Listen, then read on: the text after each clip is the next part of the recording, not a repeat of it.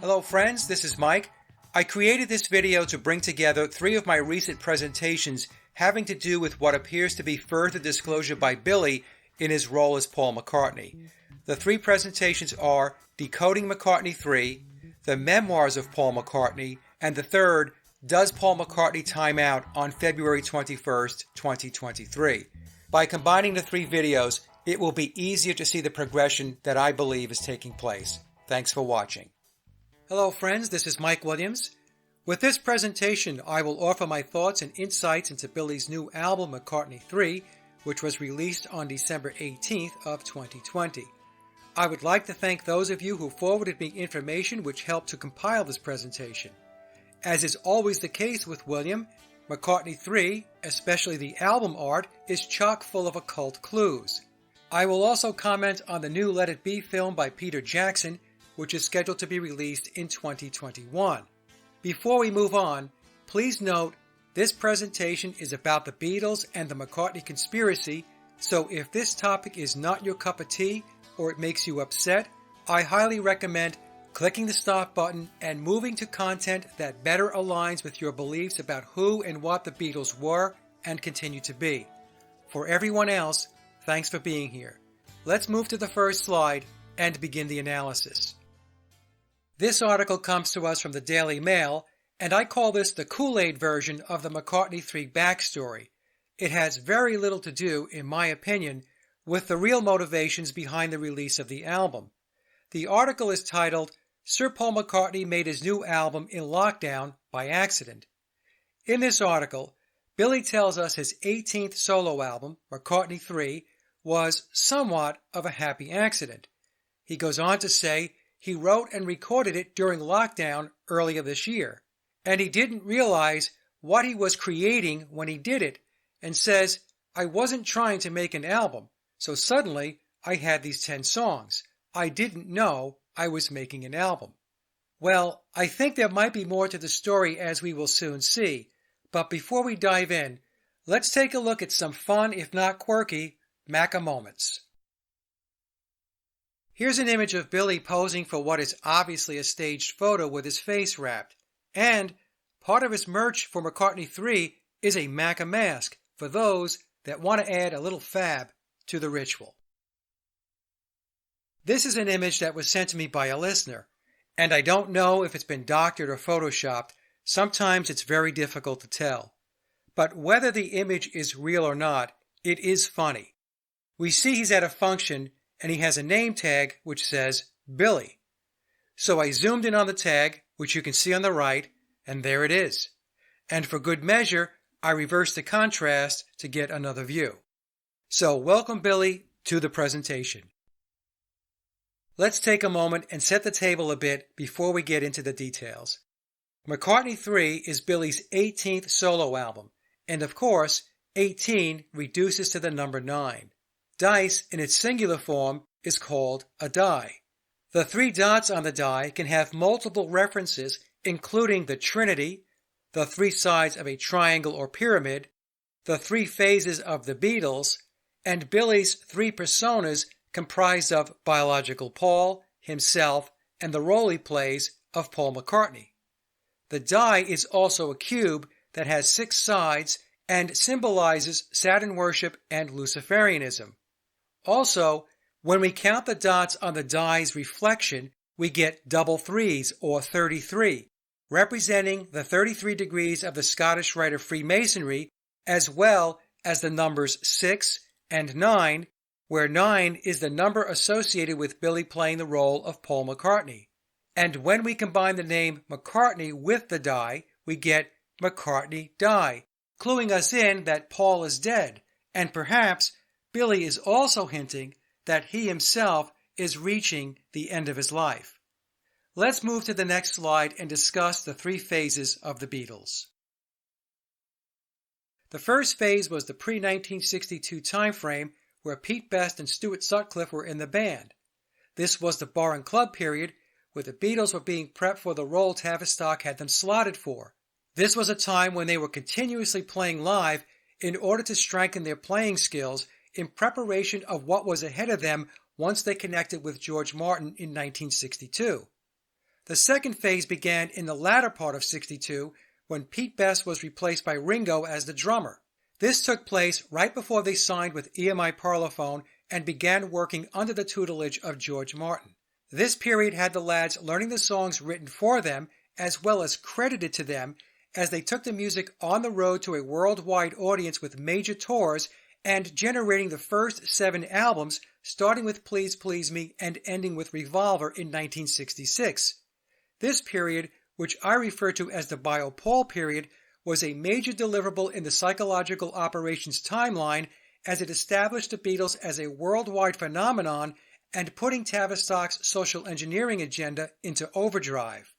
The third phase was the Billy era, and this part of the timeline was designed to focus solely on studio work as Billy kicks off the psychedelic period with Sgt. Pepper, which was released on June 1, 1967. As I have discussed in many other presentations and shows, the Beatles were Freemasons and immersed in Masonic occult symbolism. If we look at the lower left of the chart, I have an image of Stuart Sutcliffe going back to the Phase 1 period, where he is making a Masonic hand gesture which I will explain in a moment. In the middle of the slide, we see the Phase 2 Beatles, where all of them are displaying the Masonic lion's paw, a symbol which refers to personal transformation and spiritual enlightenment within the teachings of Freemasonry. The Beatles' 1962 through 1966 Red Album and the 1967 through 1970 Blue Album are representative of the Red and Blue Lodges of Freemasonry. Okay, so let's take a closer look at Stuart Sutcliffe's Masonic hand gesture and what is being symbolized. The symbol Stuart is flashing is the cube. The cube is a symbol of Saturn.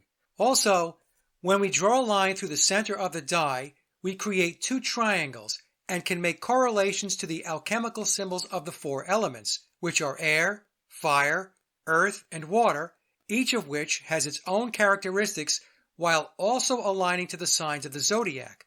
For the purposes of this discussion, I will focus on the meaning of the cube. The cube has 6 sides and in the occult represents Saturn, which is the 6th planet. The cube is also represented as a hexagon. When we connect the 6 points of a hexagon, a 3-dimensional cube emerges. At first, it might be hard to see, but if you look at the image of the hexagon at the bottom left of the slide, and then look at the black die to the right, you should see the correlation. We are told by NASA that at the North Pole of Saturn, there is a hexagon-shaped formation. Now, whether you believe NASA or not is not the point. Instead, we should ask ourselves, why is NASA, which was founded on occultism, showing us the hexagon? And what they are telling us is the hexagon is a cube, and the cube, or more specifically, the black cube, is a reference to Saturn. Saturn worship is associated with Luciferianism. This is why we see large black cubes across the world. The image on the right shows giant cubes on display in Australia, Denmark, Manhattan, and Santa Ana. Why is this? It's because Saturn worship, or Luciferianism, is the spiritual belief system and ideology of the controllers. For anyone interested in why the controllers worship Saturn, I will leave a link in the description box to my October 2020 presentation in Greenville, South Carolina, where I cover this topic and offer my theory. And now let's take a look at another well-known cube. Many people are familiar with the Kaaba in Mecca. It is the most sacred site in Islam, and as we can see, it is a large cube. In fact, the word Kaaba, which sounds similar to Kabbalah, means cube. When Muslims make their pilgrimage to Mecca, part of the ritual is to walk around the Kaaba, forming a ring, symbolizing the rings of Saturn. Saturn is the Lord of the Rings, and I will tie this out later in the presentation when we discuss Peter Jackson and his work on the new Let It Be film. Now let's take a look at how the cube ties into Billy. As I mentioned, along with the die being the singular form of dice, it is also being used by Billy as a Paul is dead clue. I covered how a hexagon which has 6 sides becomes a cube when displayed in 3D format, as well as the hexagon and the cube being symbols for Saturn. So along with Billy using the cube symbolism to represent his spiritual philosophy of Luciferianism, he is also using wordplay to tell us biological Paul or McCartney, the name at the top of the album, is dead. When we look at the album cover, we have the name McCartney at the top, and then below McCartney we have the die. And when we connect the name with the symbol, we are being told McCartney die, or Paul die, or Paul is dead. This clue takes us back to the Sgt. Pepper album cover and the drum clue. When the drum is mirrored, as we see in the red circled area on the right, we get the words he die. And look what's between he and die. A diamond-shaped character or a cube consisting of two connected triangles. Can you see what Billy did? He linked his new album, McCartney III, back to his first Beatles album, Sgt. Pepper, where he introduces himself as Billy Shears. It's quite clever. Now, for anyone who thinks this is all coincidence, here are two images showing the hexagon or cube during two different Beatle phases. The image on the left has Bio Paul from Phase 2 standing on and framed in a black hexagon or black cube. The image on the right is Billy from Phase 3, photographed inside a black framed hexagon or black cube. It's not coincidence, my friends. Now, the hexagon is also symbolic of carbon-6, which is the element with the atomic number 6 on the periodic table, represented by the symbol of C. This non-metallic element is the key to the chemistry of living organisms. Carbon is the basis for organic chemistry and the second most abundant of the 11 elements found in the human body after oxygen. So the hexagon, or the cube, is also representative of life. Please note the upper right image, where we see the Star of David, which is created by bringing together two overlapping triangles, which forms a 6-pointed star, and 6 smaller triangles with a hexagon in the middle. It should also be noted that when we add the atomic number 6 to the letter C, which is the third letter in the alphabet, we get 6 plus 3, which equals 9. Since the world is run by occultists, everything the controllers display and present has occulted meaning. We know that Islam via the Kaaba and Judaism via the Star of David have the cube embedded in their religions, but what about Christianity? Well, here we can see, when we unfold the cube, it forms a cross. Now that we have a better understanding of the cube, let's circle back to the McCartney III album cover. When analyzing the album art, I noticed the numbers 3, 6, and 9 are very prominent. There is a quote attributed to Nikola Tesla that says, "If you only knew the magnificence of the 3, 6, and 9, then you would have the key to the universe." Obviously, the title of the album itself, McCartney III, and the die with 3 dots represents the number 3. But the die is also a cube and symbolizes the number 6 because it has 6 sides. We also find the number 6 by adding together the 3 dots on the die to the 3 dots in its reflection. We get the number 9 from the name McCartney, which contains 9 letters. For anyone who has followed my work or read Memoirs, you know that when Billy's playing the role of Paul McCartney, he's about the 9s. And when he is William, or himself, he's all about the 6s. The number 3 represents a direct link to Source or the universe. It's a number that also represents the Trinity. 6 represents the strength within ourselves and is also the number of man. 9 is in accordance with moving on from the past and experiencing transformation and change. 3, 6, and 9 are also fundamental to vortex math, which is a theory that posits these numbers represent a vector between the third and fourth dimension. Therefore, 3, 6, and 9 are considered higher dimensional energy which influence other numbers and are instrumental in the creation and existence of the universe. McCartney III, with its simple artwork, is in fact displaying Billy's deep understanding of the esoteric and occult knowledge. Billy loves the number 9, and he embeds it along with his other favorite occult numbers like 3, 6, 9, 11, and 33 anywhere he can. But 9 is clearly his favorite number. McCartney III is Billy's 18th solo album, and of course, 1 plus 8 equals 9. The album was originally going to be released on December 11th, 2020. When we add the numbers for the month, the day, and the year, it reduces to 9. When the album was delayed, he chose a date that also regroups to 9, and he did so in a very clever way. The final release date of the album was December 18th, 2020, and to get to 9, he took the month of December, which is 12, or 1 plus 2, summing to 3, and then the day, which was the 18th, which reduces to 9, and multiplied the two. So the month times the day is 3 times 9, which equals 27, and when we add 2 plus 7, we get 9. But what about the year? What he did to make sure the entire date regrouped to 9 was this. He took the year 2020, which reduces to 4, and then multiplied the 4 by the 9 from the month and day calculation. Therefore, 4 times 9 equals 36, and 3 plus 6 equals 9. Now let's break down the album cover even more. The first thing we notice is the black and white motif, which represents duality. We then see the album cover is divided in half. The upper half has a black background, and the lower half is a shade of white. This symbolizes two realms, the spirit world and the physical world. It also represents as above, so below. The name McCartney, which represents the number 9, is centered in the spirit realm, symbolizing that biological Paul is dead, and this is where his spirit resides. As I covered earlier in this presentation, the 3 dots represent 3 personas, that of biological Paul, Billy as himself, and Billy as Paul McCartney. If we look closely, we can see the die is not centered on the horizontal between the two realms. The die is in fact nudged above the horizon.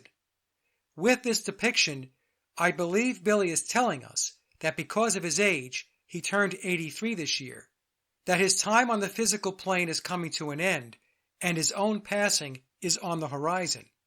The die, which represents a cube, the hexagon, and Saturn, and symbolic of the number 6, represents Billy, since he tells us in Memoirs he is all about the sixes.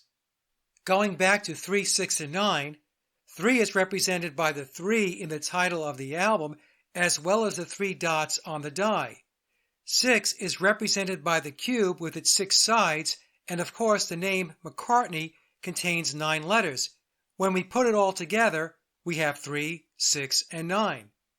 The mirrored die also represents double 3s, which is symbolic of 33, or the 33 degrees of the Scottish rite of Freemasonry.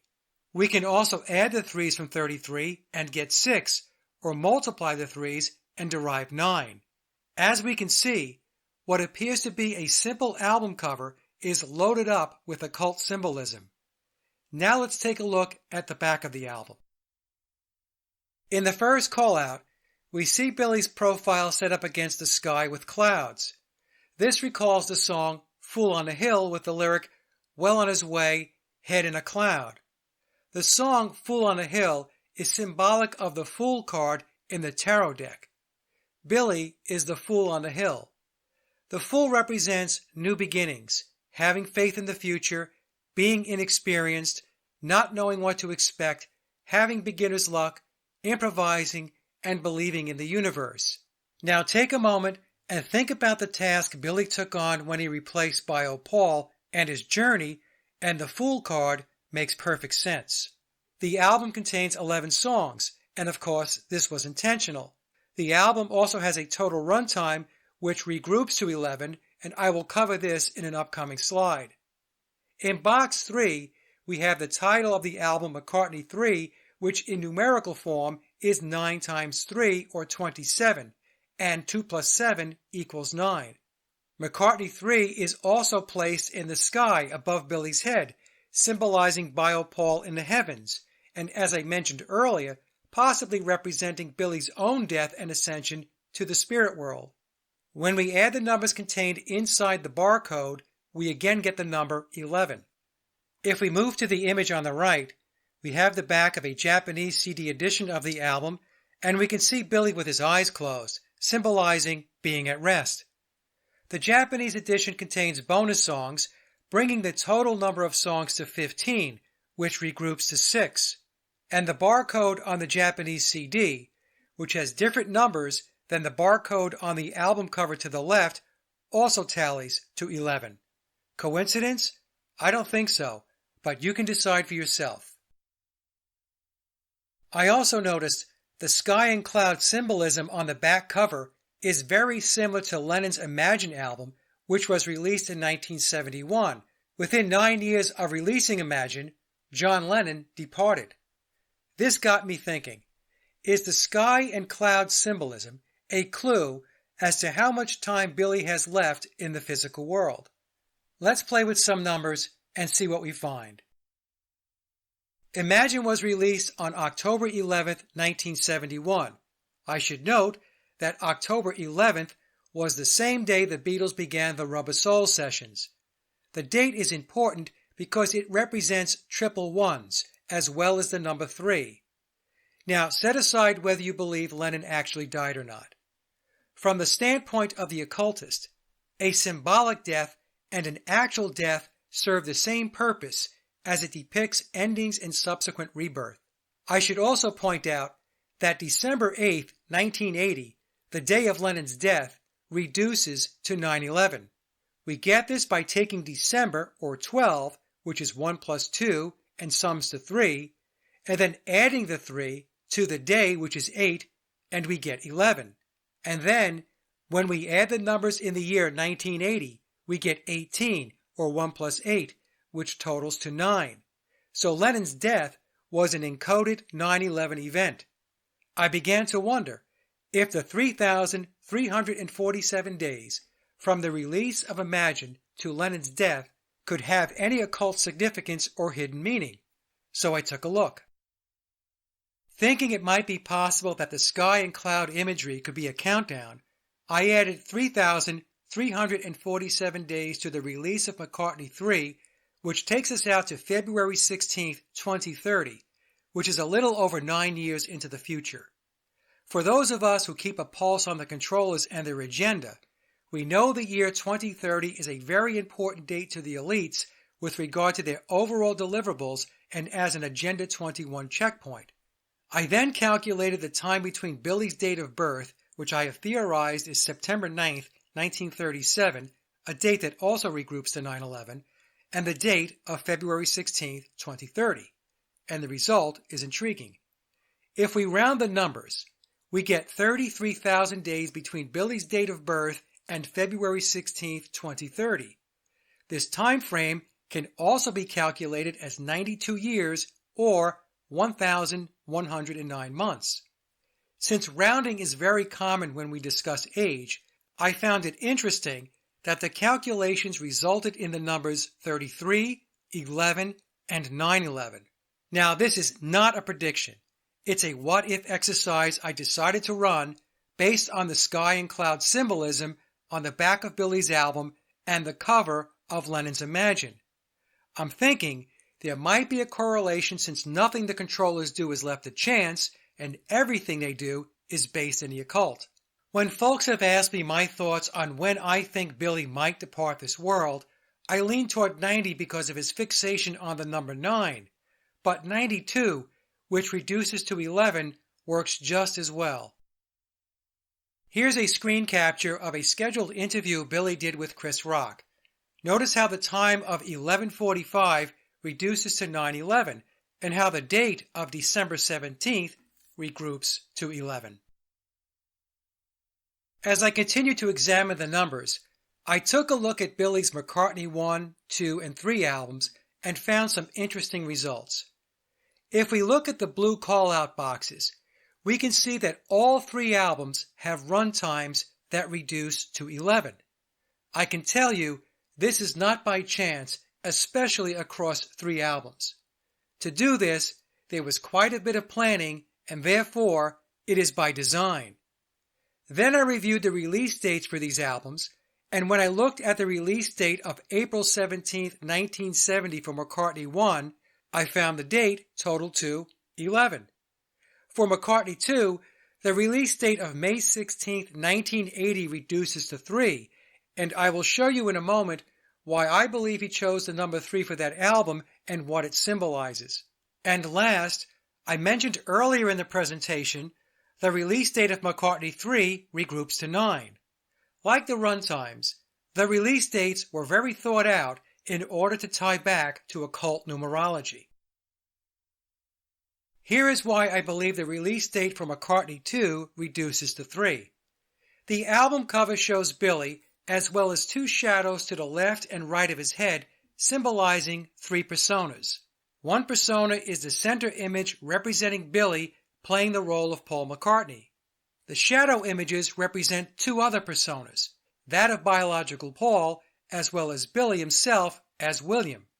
So Billy is telling us he is a blending or the embodiment of Bio-Paul, a disembodied soul, as well as himself, an incarnate soul, both of which are integrated into the character he plays as Paul McCartney.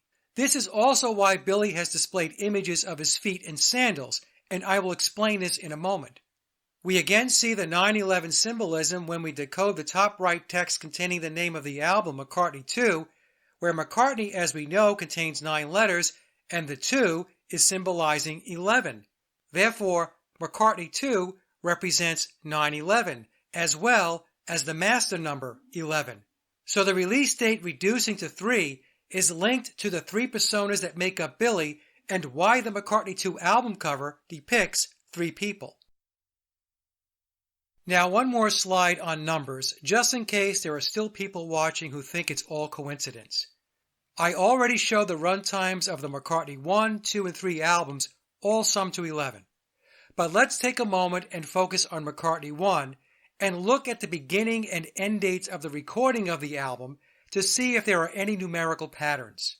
Billy began recording McCartney 1 on December 1st, 1969, and recording ended on February 25th, 1970. From beginning to end, Billy spent 87 days recording the album. We can also state the 87 days as 2 months and 25 days. This is interesting because 87 is 8 plus 7, which equals 15, which is 1 plus 5, summing to 6, or the number Billy associates with himself. Also, 2 months and 25 days sums to 9, the number which represents Billy playing the role of Paul McCartney. So we have 6 and 9, or the numerical representations of William and biological Paul. But the numbers get even more interesting. If we look at the call-out box on the right-hand side of the chart, we can see the 87 days, when calculated in seconds, reduces to 9, which is also the case for total minutes and hours, while the total number of days, as well as total weeks, regroups to 6. Very well planned indeed. And remember, in the occult, 6s and 9s can be flipped where 6 becomes 9 and 9 becomes 6, or as Jimi Hendrix sang, if 6 was 9. All right, we're not going to bother with the weather. Just look out of the window. Oh, you want the weather? It's the degrees have changed. Oh, this is a nice degree. The temperature's 69. Get it? Yeah. Humidity is 90%, number 9, that's all right. Barometer 30.013, that's another 9. Inches and falling. Inches and falling, that sounds like a song. Wind, southeast at 6. See, it's all 6 and 9s. Very deep, man, very deep. See, it's all 6 and 9s. Very deep, man, very deep. Now let's talk about Billy's feet. A number of people reached out to me asking if the photo inside the McCartney III gatefold is showing 6 toes. So I enlarged the image to take a look and concluded the picture of his right foot is inconclusive. It's another example where I believe Billy is being coy and intentionally obscuring or masking the details. I see 5 toes. What some folks believe might be a possible 6th toe appears to be beach sand on the sandal strap. Now, that being said, it doesn't mean there's not a 6th toe hidden by the sandal. Setting aside 5 toes versus 6 toes, let's understand why Billy shows us his feet so many times. It does seem weird, but it makes sense once we know that the feet symbolize aspects of the soul. The foot without a shoe symbolizes a disembodied soul. The foot with a shoe represents an embodied soul. Thus, a shoe takes on the symbolism of the body and is symbolic of form. Since sandals partially cover the feet, Billy is telling us he is comprised of both an embodied and disembodied soul. The embodied part of him is himself, or William, and the disembodied part of him is biological Paul. So William and Paul are the personas behind the third personality, that being the character of Paul McCartney. This ties back to the McCartney II album cover we spoke about in the previous slide. And by the way, even if Billy has 5 toes, his feet are very different than biological Paul's. In Billy's Find My Way video, which is a song from McCartney III, we see lots of mirroring, where he's playing both left-handed and right-handed. This is more symbolism reflecting the 2 personas he embodies. The left-handed version of Billy is Paul, and when he plays right-handed, he is William. In the occult, mirroring is also referred to as scrying. When an occultist combines energies such as the sun, the moon, and water, this is believed to give the practitioner the ability to call on or use specific spirits or energies through the mirror, which is considered a portal. Billy's Find My Way video is filled with occult symbolism. Billy has occasionally dropped clues to let us know he is not left-handed and thus not Paul McCartney. The image to the left is Billy playing right-handed from the Find My Way video. To the right is a screen capture from Anthology where we again see him playing right-handed. In the center is an image I captured when his book Hey Grandude was released, where we can see a book signing poster showing him holding the bass right-handed. In the video, Billy is playing left-handed and the clip is mirrored to show him playing right-handed. I came to this conclusion because his wedding band is on his left ring finger throughout the video. In the screen capture above to the left, we see his wedding ring is on his right hand, which means the video was mirrored since wedding bands are worn on the left ring finger. I know this is hard to see in the image above, but if you slow the playback on the video to 25%, you should see the ring. I believe this to be the case with the scene from Anthology as well. It's important to note that in his public appearances, which includes videos, Billy is going to play left-handed. But also keep in mind, a music video is not the recording of the song. In Memoirs, Billy tells us he records right-handed. I had a person contact me who did work with Billy back in the 1980s. When this person walked into the studio, they found Billy playing his guitar right-handed. My contact was curious at his ability to play so adeptly from the right side and asked him about it. Billy replied that since left-handed guitars were hard to come by in the early days, that he learned to play both ways. Of course, his explanation made no sense. All a left-handed guitarist needs to do is reverse the string orientation and then flip the right-handed guitar around so it can be played left-handed, just as Jimi Hendrix did. His response was as nonsensical as his explanation as to why he walked barefoot across Abbey Road on a hot day. We all know this story. He explained it was so hot that he took off his sandals. Well, if it was so hot, you would keep your sandals on, otherwise you run the risk of burning your feet. The reason Billy was barefoot for the Abbey Road photo shoot was because he was supposed to be barefoot, and the reason he was playing right-handed in the studio is because he is right-handed. Here's another capture from Billy's Find My Way video. Here we see him inside the pyramid symbolizing his philosophy and allegiance. And we also have the left-handed, right-handed mirroring once again. The pyramid image appears 42 seconds into the video with 3 minutes and 8 seconds remaining. 4 plus 2 equals 6 and 3 plus 8 equals 11. And when we multiply 6 times 11, we get 66, or the number of degrees that Billy tells us via Memoirs that make up the Pyramid of Power. The image on the right has 25 images. When we add 2 plus 5, we get 7, which in the occult represents the number of the enlightened human. Let me take a moment and offer my opinion on the music and lyrics of the album. Now, what makes music resonate with someone is very subjective. So what appeals to me may not appeal to another. So my words are not to be viewed as a review or critique of the music. It's just my personal opinion. I purchased the vinyl version of McCartney III. I found the production of the album, including the pressing of the vinyl itself, to be excellent. In fact, the vinyl pressing is audiophile quality. Overall, I found the songwriting to be okay. Musically, nothing stood out for me, but it is a decent album.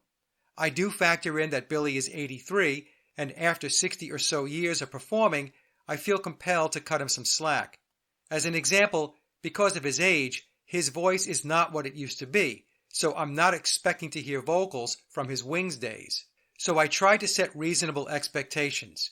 His performance on the album, if he did indeed play all the instruments, is very good.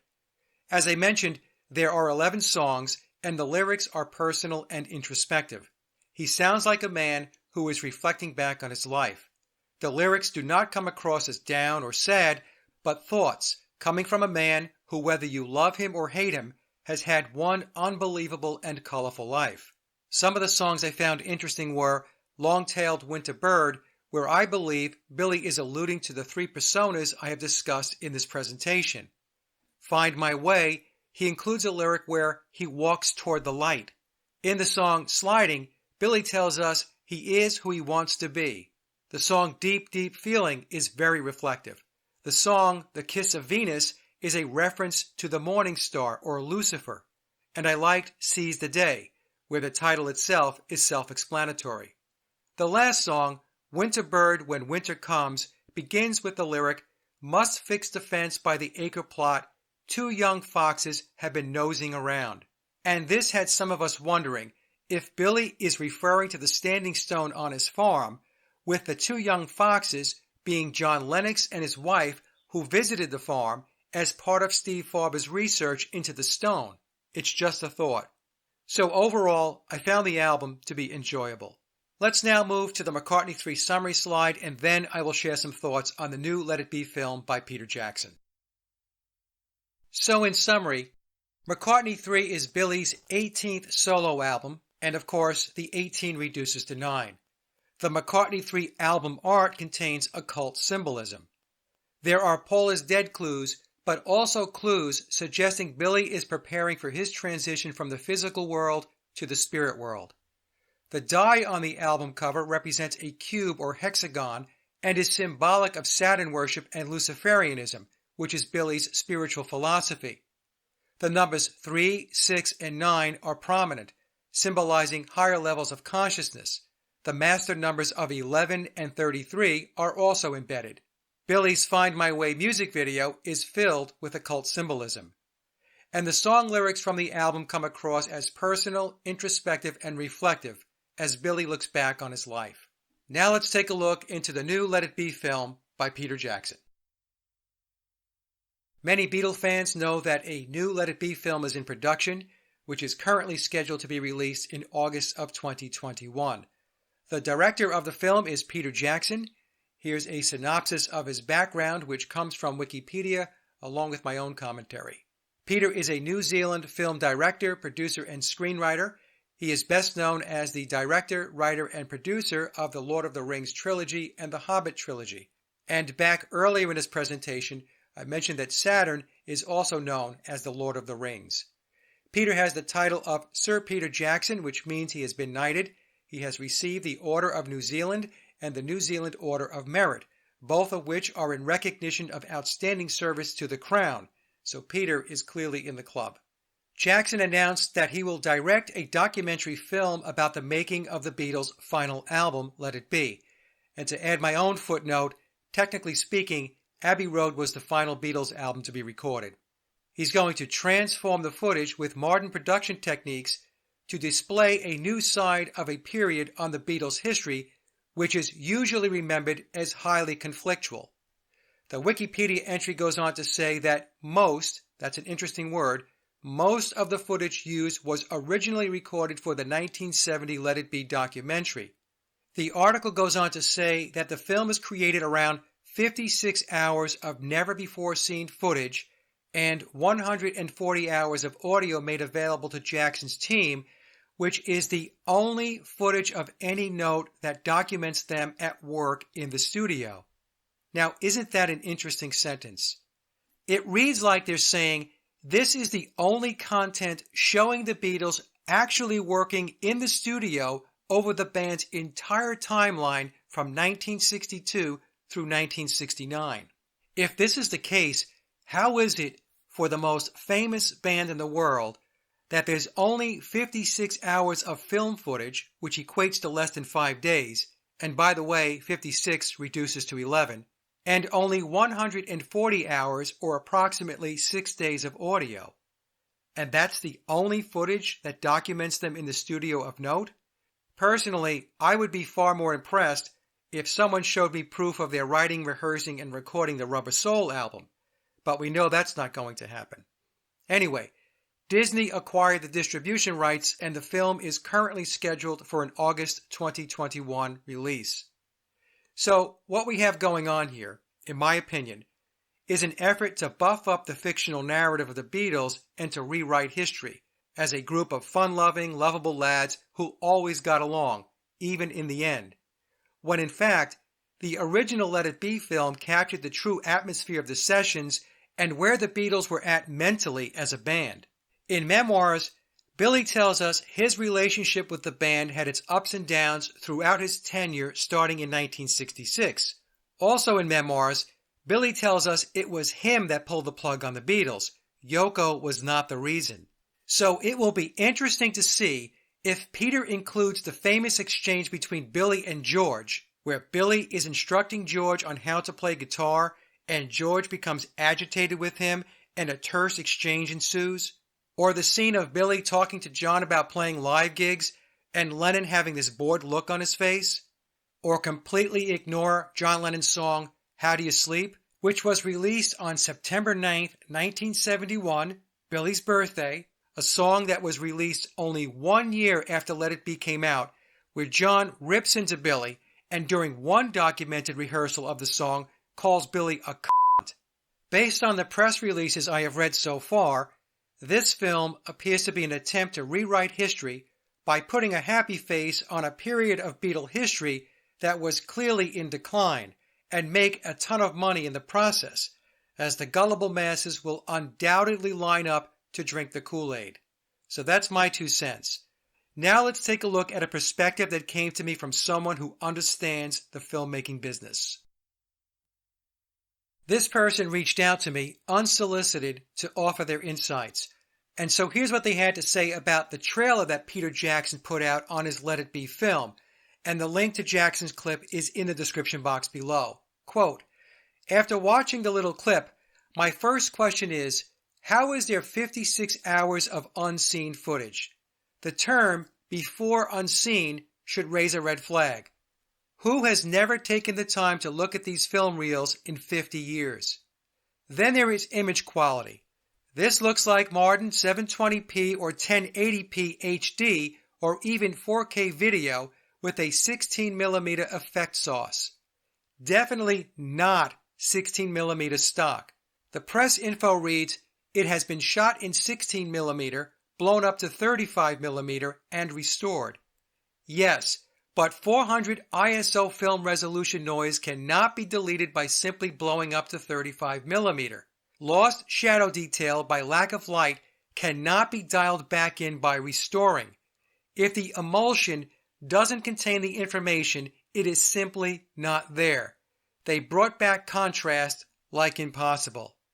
There's a lot that can be done nowadays in bringing back completely out of focus images into super sharp images.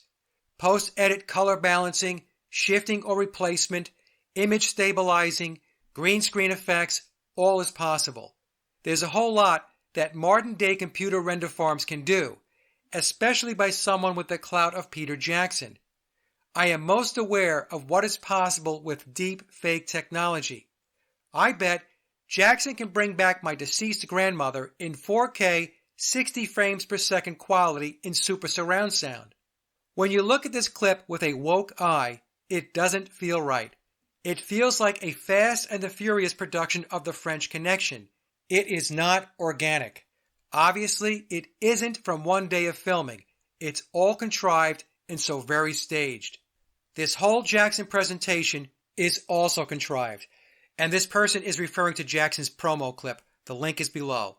It screams at the viewer, look, we are editing original Beatles material. He is trying too hard to convince us that this is not staged.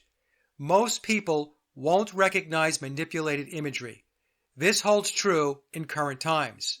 End quote. So there you go. This coming from someone with expertise in filmmaking. Thank goodness for awake people. Now let's move to the next slide and try to answer the question as to why Billy is playing both sides of the coin, meaning disclosure versus the official narrative. I have been asked many times, when is Billy going to fully disclose, and why is he going about disclosure in a very subliminal way? And why does he continue to push the mainstream narrative of the Beatles versus just coming clean? The rate and pace of his disclosure is governed by his legal obligations, which means he has restrictions as to how much he can openly reveal. If he strays outside the legal parameters, he runs the risk of breaching his contract and becoming entangled in lawsuits with the potential for significant financial impacts, since his financial structure is directly linked to his playing the role of Paul McCartney, a role that he is contractually obligated to play. In Memoirs, Billy tells us that he will not risk damaging all he has built, and he will not do anything that will hurt his family. But that being said, Billy has been disclosing in covert ways ever since he publicly emerged as Paul McCartney. For example, on Sgt. Pepper, his debut Beatles album, we are introduced to Billy Shears, along with a ton of Paul is Dead clues in both the song lyrics and the Sgt. Pepper album cover. This is something he has been doing ever since. And as I have shown in this presentation, McCartney III is no exception. Over the years, we have many interviews and video clips where he masterfully speaks and tells us he is not Paul McCartney. So apparently, he is permitted to disclose as long as it is masterfully done. Masterful speaking is a technique used by Freemasons, which allows them to speak the truth as long as their words are encoded or disguised within their presentation. For those that are aware of the technique, they will receive the truth. For those that are unaware, they will continue to be deceived and embrace the illusion. As I've mentioned in a number of videos, Billy views Memoirs as a book which offers the intrepid the opportunity to get a glimpse inside the pyramid of power in order to gain a better understanding of how the world truly operates. In a way, Memoirs is very similar to the message in The Wizard of Oz, where we are given the opportunity to pull back the curtain and take a look inside the control room. He is also very aware that only a very small percentage of the masses are ready and motivated to engage and pursue this level of awakening. The overwhelming majority of the population is completely immersed in the illusionary world, a world that has been fabricated for them to keep them preoccupied with things that in the end are not very meaningful. Why Billy is motivated to reveal hidden knowledge is a good question, and it's a question that only he can really answer. But since I get asked this question many times, I will offer my opinion. When someone does not live their true life, in other words, they forsake their true identity to become someone else, there is always going to be that part of the soul, or even the ego, that wants to break out and say, hey, this is who I really am. It's similar to the actor who becomes typecast. For example, the public saw Leonard Nimoy as Spock, even though Leonard Nimoy played other roles and had talents outside of the movies and television. But he could not escape being identified as Spock. Well, I would say Billy has a similar situation. Think about all the songs he has written for the Beatles, as a Beatle, and for 50 years after the Beatles, and everyone believes those songs were written by Paul McCartney, a person that passed away over 5 decades ago. So I believe there is this nagging feeling inside of him, especially now that he is reaching the end of his life, where he wants the world to know, even if the message is encoded, that it was William Shepard who created the lion's share of the McCartney portfolio and not Paul McCartney. In other words, he is looking for the credit he believes he has earned and which, in his mind, is long overdue. Now, I'm not saying I agree with this, or that Billy deserves anything. My personal take is he made choices, and with choices, There are consequences, both good and bad. That's life. The other aspect to this has to do with how high-level Masons and secret societies view knowledge and intellect. There is the possibility that Billy is engaged in a process of initiation involving those that are awake and receptive to what Manly P. Hall refers to as the secret teachings of the ages. This awakening process is considered enlightenment or illumination by the cultic elite, and therefore is designed to lift the awakened individual up and out of the sea of unknowing. Now let's take a moment and briefly discuss Billy's Luciferian philosophy. But before I start, I would like to note that as I researched Luciferianism, I had an exchange with a knowledgeable source that explained to me that many Luciferians will state the Lucifer they worship is not the Lucifer defined by the Christian belief system. In general terms, Luciferian philosophy teaches that one must balance the spiritual and material aspects of their existence here in the physical world. They might also argue that Satanism is a corrupted version of Luciferianism in that Satanists focus almost exclusively on their physical desires and very little on their spiritual aspects. In fact, there are Luciferians that will reject the notion that Luciferianism and Satanism are interchangeable. Luciferians hold the belief that one should pursue their innermost desires or pure will, and there is nothing wrong with accumulating wealth and fame as long as it is balanced with spiritual disciplines. Luciferians also believe it is fair game to leverage the unknowing of others to obtain what the Luciferian desires in pursuit of their will. In other words, what another person is ignorant of or does not know is not their problem. If a person is unknowing and wishes not to be outwitted or outmaneuvered, then they should seek knowledge. Simply put, a Luciferian places the responsibility of obtaining knowledge on the individual. We see this philosophy play out all the time in environments like the corporate world. Luciferians also believe in harnessing the energy and focus of the collective to manifest their physical world desires. And to a Luciferian, energy is energy.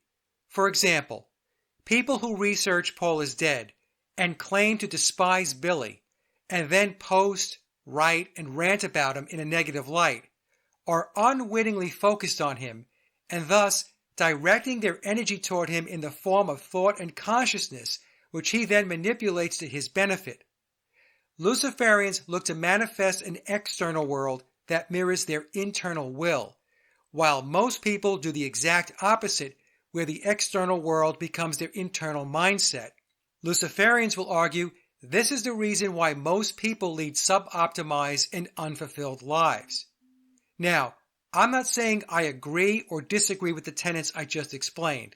All I'm doing is presenting what I have learned by researching the Luciferian ideology in order to gain a better understanding of those that control this realm. Since the Beatles are a monstrous cash cow for Billy, and Billy seeks to optimize his physical world ambitions, he will continue to push the fictional mainstream Beatle narrative because he benefits significantly from it. It goes back to taking advantage of the unknowing, which is represented by the 99% on the chart. Now, for those that are awake to the fiction, there is this initial energy that comes Billy's way because people are researching and investigating the conspiracy, like me or possibly you. But over time, the benefits to Billy decline as people who learn the truth begin to spend less of their energy focused on the Beatles and on Billy. For example, I have cleared out much of my Beatle collectibles, and even though I still appreciate the craftsmanship and production of the music, I spend very little time listening to Beatle music these days because for me, the luster is gone. There was a time when I would be anticipating the release of the new Let It Be film by Peter Jackson, but today I can care less. The worship is gone. Many people have written me and expressed the exact same feelings. Even books on the Paul is dead topic are not lucrative endeavors because it is a niche topic. What makes it niche is the fact that the overwhelming majority of the masses are unwavering in their worship and immersed in the illusion. So from a purely financial perspective, Billy's time and energy is better spent promoting the mainstream Beatle narrative since it has an overwhelmingly better return on investment, and it's an area where he can harness far more of the collective consciousness that is maniacally focused on him. So I would argue that his disclosure process, as underground as it is, contributes to the balancing between the spiritual and material aspects of his life in the physical realm. In other words, his physical gain comes from the official narrative, and his spiritual offset is disclosure. Some might think of it as a form of balancing karma. Spiritual or universal laws dictate that truth is an imperative, and a Luciferian, if I understand their tenets correctly, must balance those scales. And that concludes the presentation. But before heading out, I will leave you with an excerpt from David Lynch where he offers his insights on consciousness. And then I'll play an interesting clip from the movie Under the Silver Lake. As you listen and watch, look for a particular iconic instrument. It's a great truth drop. And then we will close with the song Ghost Rider from the band Famous Groupies, whose new release, the Furry White Album, is filled with a splendid collection of wing-sounding music. And I do believe Kirkcaldy and friends are telling us a little something. The link to their website and music is in the description box below. Thanks for listening. Thank you very much. It's good to be here in Boston, and thank you very much for coming here tonight. Hi. Hi. Yeah, I teach film, I make films. I would like to know, I'm not a meditator.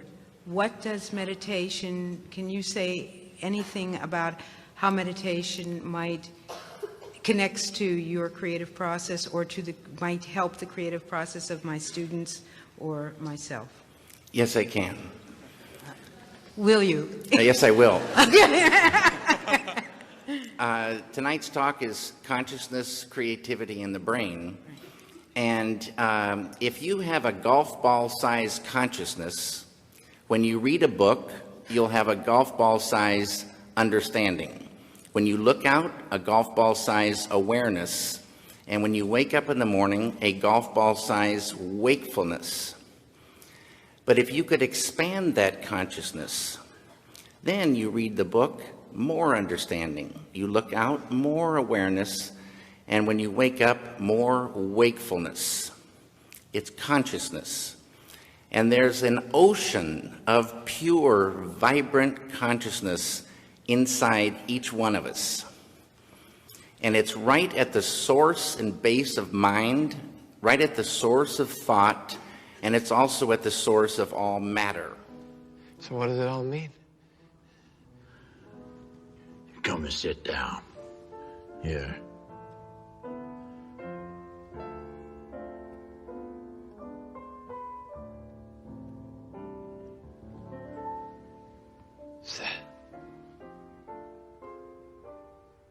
Is that Kurt Cobain's Fender Mustang guitar? Oh, I don't know. Probably. I don't remember. I have so many things. Can I pick it up? Well.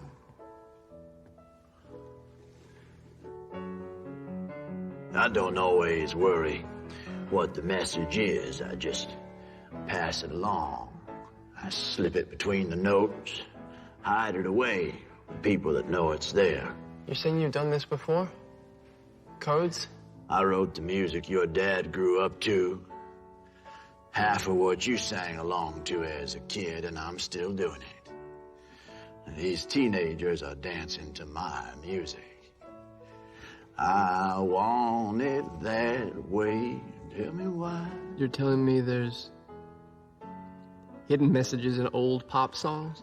Movies, television shows, everything you know.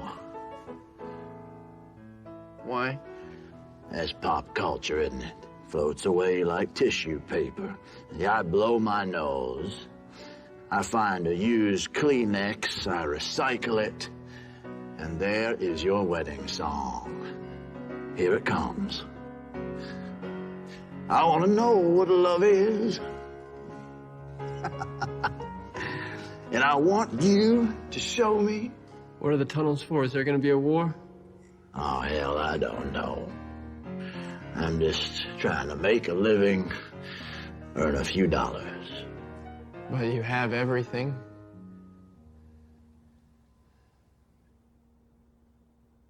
No.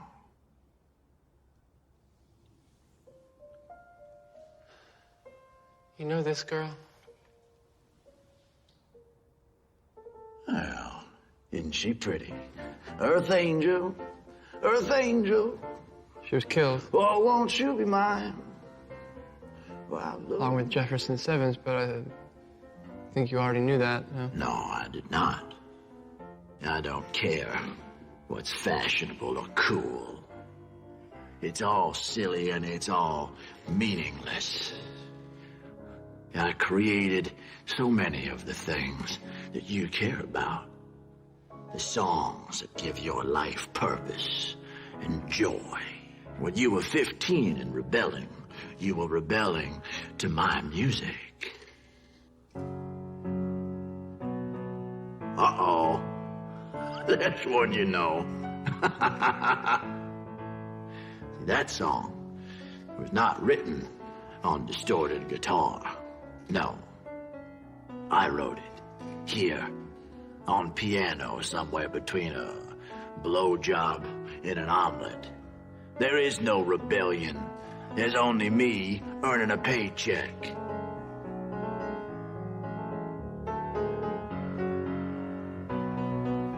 I don't believe you.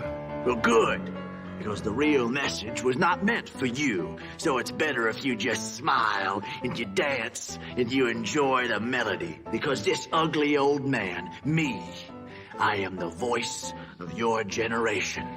Your grandparents, your parents, and all the young people that follow you. I love rock and roll. Drop another dime in the jukebox, baby. Oh, look at you. Everything that you hoped for, that you dreamed about being a part of, is a fabrication. Your art, your writing, your culture is the shell of other men's ambitions, ambitions beyond what you will ever understand.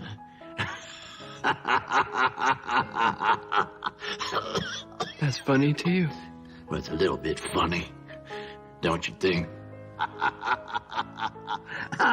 Because I wrote this, and I wrote this,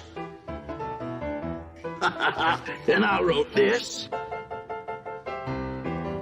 Stop it. And I wrote this too. Stop it! Who's paying you to write these songs? Who's paying you to write these songs?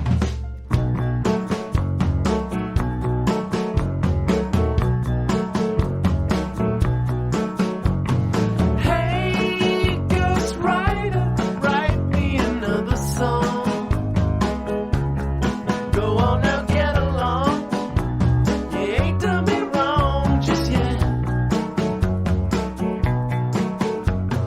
Hey, ghostwriter, like we agreed upon.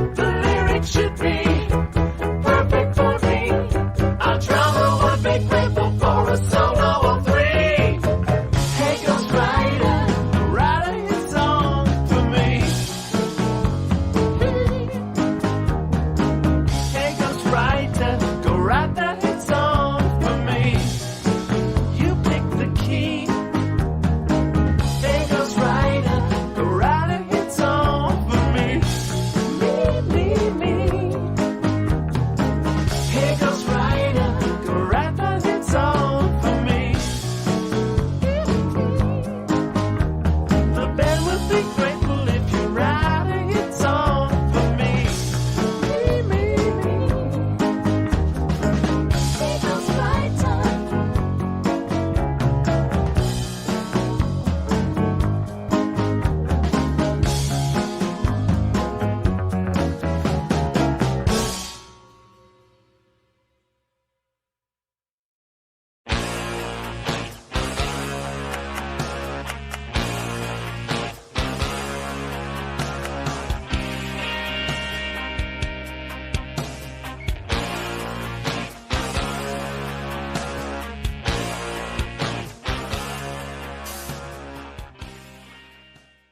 Hey friends, it's Mike. I have some interesting Billy news to take you through, where Williams' connection into the memoirs of Billy Shears is becoming increasingly obvious. The intertwining of Billy's work as Paul McCartney with memoirs is becoming more and more tightly linked, as I will show you in a moment. Memoirs is classified as historical fiction, but as I have explained in many presentations and interviews, the book is also encoded with the truth. And once you decode memoirs, the book reveals the truth not only about the replacement of biological Paul McCartney, but the Beatles as well. When the first edition of Memoirs came out in 2009, this was the version with the red cover, it was a bit cryptic and not nearly as straightforward as the second edition, the blue-covered version, which came out in 2018 and contained a plethora of footnotes which were very revealing. And when the second edition of Billy's Back came out, which is the abridged version of Memoirs, but still weighing in at 400 pages, Tom included additional footnotes which revealed even more about the Beatles myth, especially as to the authorship of the music. The updated version of Billy's Back came out after I released my 4.5-hour presentation, Did the Beatles Write All Their Own Music? The footnotes in the blue-covered version of Billy's Back confirm the conclusion I reached from my research, which is the Beatles did not write all their own music, nor did they play on their records, especially between the period of 1962 through 1966. During this time, the lads' studio work consisted of recording the vocals for the songs only, not the music. And then, starting with Billy's Sgt. Pepper album, we begin to hear more of their own compositions, as well as John, George, and Ringo playing on the recorded tracks, although I believe outside songwriters and studio musicians were still being used through 1969, which would include Abbey Road and Let It Be. To record the instrumental tracks on the early albums, starting with Please Please Me through Revolver, George Martin employed studio musicians. This approach, which I refer to as the Wrecking Crew model, was the process used by the music industry throughout the 1960s and 1970s. The Wrecking Crew would record the music, and then the artist would come in to lay down the vocal tracks. A great example of this is the Beach Boys and their album Pet Sounds. The Beach Boys did not play on that record. They came in to do the vocals after the instrumental tracks were recorded by the studio musicians. You can watch the Wrecking Crew documentary for free on YouTube. For those who have not watched my presentation, Did the Beatles Write All Their Own Music?, I will leave a link in the description box below. My video, which was released a year ago on April 1st, 2020, and currently has over 130,000 views worldwide, and that number is probably closer to 150,000 when I take into account YouTube stripping out views, which I caught them doing a number of times. This is why I have uploaded the presentation to my other platforms as well. As a side note, the video was running for 6 months with no copyright issues until Universal Music Group, who initially had no problem with me including a portion of Lennon's song God in the presentation, then turned around again after 6 months and decided to submit a copyright claim on the song, which shut the video down worldwide until I was able to replace the track with a copyright-free song, which I did after a few days. I will argue this type of interference doesn't happen unless you venture too close to the truth. Now, the majority of this presentation is going to focus on the combined packaging of Billy's new book titled The Lyrics, which covers the period from 1956 to the present with the Memoirs of Billy Shears. And the website we're going to look at that brings Billy's two worlds together is www.memoirsofpaul.com. And I'm assuming Tom was involved in setting the website up. I do have an email into Tom asking for his input. If he responds after this video is completed, I will include his response in the description box below. But before we get into decoding some of the information on the website, I want to cover a post involving Gregory Paul Martin, who is credited with the foreword in the current edition of Memoirs and who also did the narration for the audio version of the book. The post I'm going to show you goes back around 6 months ago.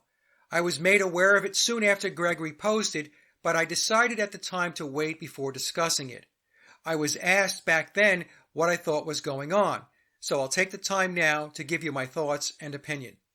Now, as many of you know, Gregory Paul Martin is the eldest son of George Martin, and he wrote, or at the very least approved, the foreword which kicks off the second edition of Memoirs, or the blue-covered version of the book. So let's take a moment to read that foreword. When Thomas E.U. Harriot first approached me about narrating this book, I was curious. I had no idea such a strong belief was still prevalent in the Beatles subculture that the rumor about Paul's death all those years ago was true. Exploring the possibility in the form of a novel seemed an intelligent way to address the subject, and the extent of Hugh Harriot's knowledge of the subject interested me. As a gifted actor, I have a natural facility for mimicry. My version of Paul McCartney's voice came easily to me, especially since I have known him since I was 5 years old. I first met Paul in the winter of 1962, just a few months after my father, Sir George Martin, signed the Beatles to Parlophone Records. To record the memoirs, I thought it would be most fitting to use the original recording equipment that the Beatles had used at Abbey Road Studios with the help from my father and from engineers Jeff Emmerich and Dave Harries. That equipment is now located at the prestigious British Grove Studios. On several occasions during the recording process, while sitting at the same equipment to record this book that the Beatles and my father had used for their vast catalog of songs, I felt I had become Paul. While this experience is a natural part of an actor's process, in this instance, with this subject matter, it felt uncanny. Is Paul dead? I leave that to you to decide. Meanwhile, in Paul's words, let me introduce to you the one and only Billy Shears. And that's the foreword by Gregory Paul Martin in the second edition of the Memoirs of Billy Shears. And here's a brief clip of Gregory doing the narration or voiceover for the book. Stuart was the first martyr. Assuming Paul's identity, dreaming of him and feeling his presence, each reinforces the others. I stand for him and he for me. Part of each of us is in the other. Although I may say he died and I live, it is not entirely true. My own life as William was halted with Paul McCartney's fatal crash, yet he continued on through me. You might as well say Bill died and Paul lives. I'm not an impersonator in ordinary terms. Our exchange is mutual. Paul's spiritless remains mark the end of William's life now, to the extent that my living flesh embodies Paul's life. I am Paul. I am Billy. I have died. That is why I live as I do. Dreaming of him as myself, I dream particularly of that part of me that I miss growing up. It helps me understand who I am. Even before I left my life. Back last year, I believe it was September of 2020, Gregory put a post up on his Facebook page, which I will show in a moment, where he is looking to distance himself from the work he did recording the audiobook. Now, I do know the person that triggered his response because this person wrote to me and explained what happened. I also want to make it clear I had no involvement in any of this, and I was unaware of the exchange until the email came in. When I used to be on Facebook, I did not belong to any Paul is Dead or Beatles group other than a private group I used to run, which I archived a year ago. I just don't find these groups and forums very interesting. And I wasn't even aware that Gregory had a Facebook page. So the way this came about, as it was explained to me, is Gregory put some posts up about McCartney and was referring to him as Paul, and then the person commented, "You mean Billy, right?"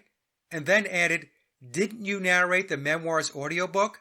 Now I can see where this can be considered trolling, but I know this person and they are not mean-spirited, and if I had to guess, they were having some fun by poking a little. And the fact is, Gregory did narrate the audiobook and he is credited with the foreword in Memoirs. There is a certain level of interaction that goes with the territory when you engage a controversial topic as Gregory did when he approved the foreword and did the narration for the audiobook. I think his categorization of the person's comments being quote-unquote abusive is a little over the top, but then again, how people feel is subjective. What I can say is if you want to understand abusive comments, you should read what I get periodically from the haters. You would not believe how vile some people can truly be. Of course, Gregory's response made the rounds, and I was asked if I thought Gregory actually believes Billy is biological Paul, and my answer is no, I do not. In my opinion, I find that premise hard to believe. So with that backdrop, let me read Gregory's post, which was forwarded to me, and then I will share my thoughts. I am knocking this Billy Shears BS on the head once and for all. Tonight, I got a disrespectful, abusive message from one of those dingbats dumb enough to believe the insane Paul is dead urban myth that Paul McCartney died before Sgt. Pepper and was replaced in the Beatles by some fictitious character named Billy Shears, and that the Big Mac attack we know and love today has been an imposter for over 53 years. This fresh lunacy is 100% caca. I spoke about it during the Q&A at the end of last Sunday's webinar on the astrology of the Beatles. I now realize that was not enough. To repeat, the reason I agreed to narrate you Harriet's bizarre Memoirs of Billy Shears was that I was having a blast impersonating Macca on the internet when he reached out to me offering me a very decent fee to narrate his book. I enjoy narration and obviously know the subject like the back of my hand. I had no clue until I was half into the 18 hours of recording how loony the book was. By that time, I was knee-deep into the project with a contract between us we had both signed. What else was I going to do except finish the daft job? I particularly regret setting up sessions for myself to record the text at Mark Knopfler's British Grove Studios in London. The manager is an old colleague of my father's. When he realized the preposterous nature of the book I was recording, he looked at me like I had a screw loose, like I was a wingnut who had just got out of the loony bin, and I don't blame him. Case closed. Now, we obviously have two diametrically opposing positions from Gregory. I personally find it very hard to believe that he did not know the full extent of what he signed up for when he agreed to narrate the book. Memoirs is still an underground book, meaning it is clearly not a mainstream read. So we have to ask ourselves, how is it that Tom, who is the author/encoder of a book which has limited mass exposure, since no book on the Paul is Dead topic is on any bestseller list, how is it that Tom was able to 1. Connect with Gregory, who was a celebrity, and 2. Negotiate a deal to have Gregory narrate memoirs? This would be like me trying to contact him to come on my show and do an interview about his experiences regarding the Beatles and his father. The odds of that happening are extremely low. I might receive a polite form letter telling me no thanks, but getting as far as signing a contract is a pretty impressive play on Tom's part. And attorneys must have been involved to make sure the I's were dotted and the T's were crossed, especially as it pertains to protecting the interests of Gregory. So what I'm saying is there had to be a discovery and negotiation process that took place before closing on the deal. It's hard to imagine he would not have known the specifics of what the book was about, including the details of the content, which would include the darker chapters contained within Memoirs. Chapters with titles like Masonic Checkmate, Stoned to Hell, More Satanic Murders, and Paulism beg for explanation. If it were me, I would have asked, okay, is there something in these chapters I need to know about? And to say, it wasn't until 18 hours into the recording that he figured out what the book was about seems to be a bit of a stretch, but that's just me. So the question I asked myself was, is there more to this story regarding the about face? On one hand, Gregory presents a glowing foreword for the book as well as agreeing to do the audiobook narration, and then he's distancing himself with the Facebook post. If I go at this from my own experiences on this topic, I can tell you that this research is highly controversial and can be extremely toxic. The level of hate that comes your way, if you discuss or present the Beatles in a way that conflicts with the official narrative, is beyond most people's comprehension. It gets very ugly very fast. The Beatles are a religion to millions upon millions of people. I get attacked by people within the Paul is Dead community because I dare to present a narrative that does not align and conflicts with the beliefs and dogma of ideologues. So if this kind of toxic behavior plays out within the Paul is dead community, imagine a reaction from people who have no clue about the conspiracy and then find out George Martin's son wrote or approved the foreword of a book that unravels the Beatles' official story. And to top it off, he also did the voiceover for the audiobook. So perhaps Gregory experienced unanticipated blowback and it started to get uncomfortable. In other words, he found himself in a position where he was confronted with questions about his role in Memoirs, a book that questions the very core of so many people's belief that the Beatles were gods. And of course, an argument can be made that he should have expected at least some level of negative press, but trust me, having been in this space for 5 years now, when you first get into this topic, there's no way of knowing the magnitude of the vitriol that ensues. Being thought of as a Paul is dead conspiracy theorist doesn't help in the public relations department, especially when your father is George Martin, who is often referred to as the fifth Beatle. And again, these are just my thoughts on possibilities. I could be completely wrong, and maybe there are very different reasons for what happened. For example, maybe this is all part of the Masonic concept of duality and opposing forces, as in, you say yes, I say no, you say stop, and I say go. Or maybe it's as simple as controversy sells books. And with that, I'll leave it there and let you decide. Okay, so let's move on now and take a closer look at the website, The Memoirs of Paul McCartney. Here's the homepage of The Memoirs of Paul McCartney. At first glance, it's straightforward and nothing flashy, but there is a ton of symbolism being shown, starting with the white print on the black background representing duality and the green and red color coding of the box sets, which I will explain in an upcoming slide. And there is, of course, numerology associated with the titles of the books. Let's read what the homepage has to say. I highlighted some of the wording, which I will get into in the next few slides. As I read, you should see that Billy is bringing both of his worlds together as he continues his disclosure process.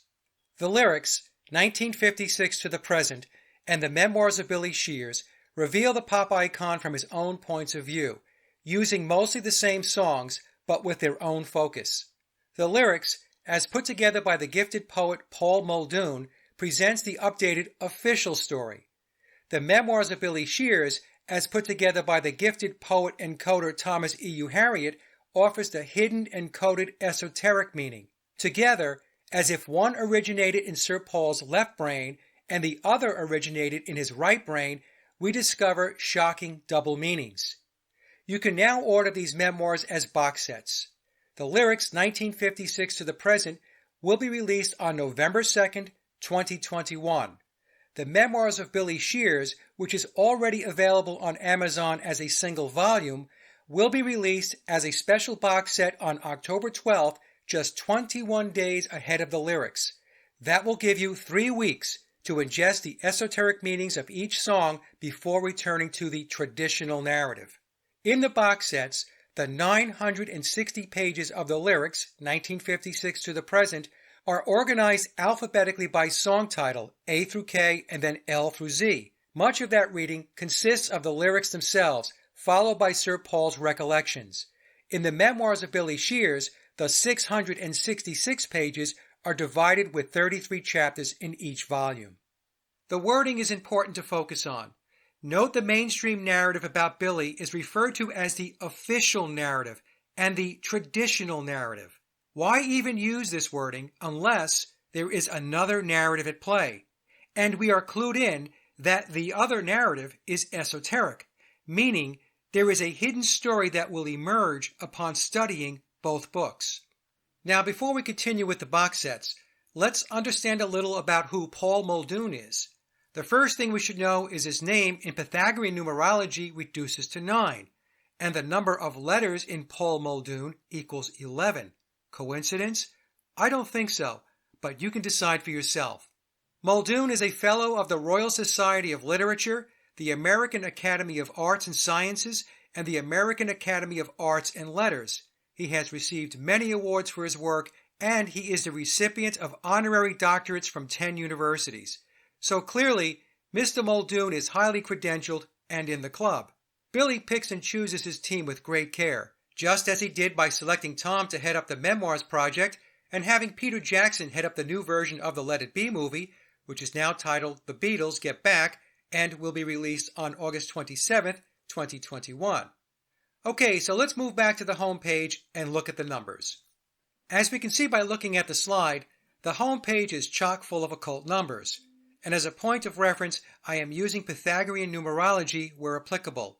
The title of the book, The Memoirs of Billy Shears, equals 6. The last name of McCartney contains 9 letters. The title, The Lyrics, reduces to the number 11, which is a master number. The last 2 digits of 1956, or 5 plus 6, also sums to 11. And please note, sometimes all 4 digits of a year are in the calculation, and other times it's the last 2 digits that are used. You will see it both ways, and it's very common. The Lyrics box set is scheduled to release on November 2nd, 2021, which equals 1 plus 1 plus 2 plus 2 plus 0 plus 2 plus 1, summing to 9. As does the release date for the Memoirs box set on October 12th, 2021, which equals 1 plus 0 plus 1 plus 2 plus 2 plus 0 plus 2 plus 1, equaling 9. Memoirs will be released 21 days ahead of the Lyrics. 2 plus 1 equals 3, and this points back to Billy's last album, McCartney III. And an interesting footnote, when we add the numbers of each side of a die, we get 21. I did an entire presentation on Decoding McCartney III. If you have not watched the video, the link is in the description box below. Another 3 is represented by the 66 chapters in Memoirs. When we add 6 plus 6, we get 12, and then 1 plus 2 equals 3. 21 days is also 3 weeks. There are 7 days in each week, representing 777s, or 777. 777 is the sum of the paths of the lightning flash of creation which travels along the tree of life. In occult circles, 777 is the house of Horus. 777 also represents spiritual consciousness in a physical human being, while 666 represents spiritual entities incarnated as beasts of the earth. And as we know, Memoirs is 666 pages, and 6 plus 6 plus 6 equals 18, and 1 plus 8 equals 9. The box set The Lyrics contains 960 pages, which is 9 plus 6 plus 0, which equals 15, and 1 plus 5 equals 6. In Memoirs, Billy tells us when he is playing Paul McCartney, he's all about the 9s, and when he is William, or himself, he's about the 6s, which points back to Saturn and his Luciferian belief system. The number 9 is associated with transformation and change, which of course comes before the number 10, which represents completion. And now let's take a closer look at the Lyrics box set. What appears to be simple artwork and presentation is actually loaded up with occult symbolism. Let's start with why Billy chose the color green for the cover. In Masonry, the color green is symbolic of the unchanging immortality of all that is divine and true. Masonry received this conception from the ancient Egyptians, where green represents the immortality of the soul, which is known to be divine. We can also see the box set has 2 volumes, denoted as A through K and L through Z. In numerology, AK reduces to 3, and LZ to 11. When we multiply 3 times 11, we get 33, representing the 33 degrees of the Scottish Rite of Freemasonry. The books, side by side, denotes the number 11, as well as representing the 2 pillars of Freemasonry, Joachim and Boaz. The pillars represent the spiritual development of man. One Masonic legend avers that philosopher Pythagoras discovered the pillars and together with Hermes used them to discover all of the secrets of geometry. We then see Billy's face is split in half. This is showing us he is comprised of 1/2 biological Paul and 1/2 himself, as William, and we'll talk more about this in an upcoming slide. As I mentioned earlier, the name McCartney contains 9 letters, and the Lyrics in Pythagorean numerology reduces to 11, and so we have 911 encoding as well as 11 itself, since 911, or 9 plus 1 plus 1, reduces to 11. And I should also mention that BioPaul's full name, James Paul McCartney, in Pythagorean numerology, is also 11. The full title of the box set, Paul McCartney The Lyrics, has numerology of 10. And as I stated before, the number 10 is the number of completion. This clue tells me that Billy is getting closer to wrapping things up. Now let's analyze the Memoirs box set. As would be expected, the Memoirs box set is brimming with occult numbers and symbolism. Let's start with the cover. The red cover represents the color of fire, and fire to the Egyptians was the symbol of regeneration and the purification of souls. Hence, in the Masonic system, red is the symbol of regeneration. The title of the box set, The Memoirs of Billy Shears, has numerology of 6. As with the lyrics box set, we again see the books side by side denoting the number 11, as well as the twin pillars of Freemasonry. And we see Billy's face is again divided in half. Volume 1 of the set contains 33 chapters, and the second book the remaining 33 chapters, totaling to 66 chapters. 33 can also represent 3 plus 3, which equals 6, as well as 3 times 3, equaling 9. The 66 chapters can be viewed as 6 plus 6, or 12, which takes us back to 3, and the number of dots on the die on the cover of Billy's McCartney III album. The Memoirs box set is especially focused on the numbers 3, 6, and 9, which are considered to be powerful numbers in the creation and existence of the universe. Now let's shift back to the image on the home page and see if there are any more occult clues. The image on the home page shows Billy in the middle between the two box sets. As we now know, the box sets are representative of the twin pillars of Freemasonry, Joachim and Boaz. Billy being positioned in the center with one box set to his right and the other to his left is depicting enlightenment. Between the pillars is the path to illumination, but first, we must learn our lessons by walking the path of duality, which is represented by the checkerboard floor. Also, note how each pillar contains the red and green colors. With the Masonic symbolism that Billy constantly presents, he is telling us that his work with the Beatles, as well as his solo career, is in support of human enlightenment. Although this philosophy has been in place for a very long time, going back to the Egyptian mysteries, the modern-era version emerged in the 1960s with the Human Potential movement, which became the Aquarian Conspiracy and then morphed into the concepts of the New Age movement. I explain these movements in greater detail in my presentation, Did the Beatles Write All Their Own Music? The link is in the description box below.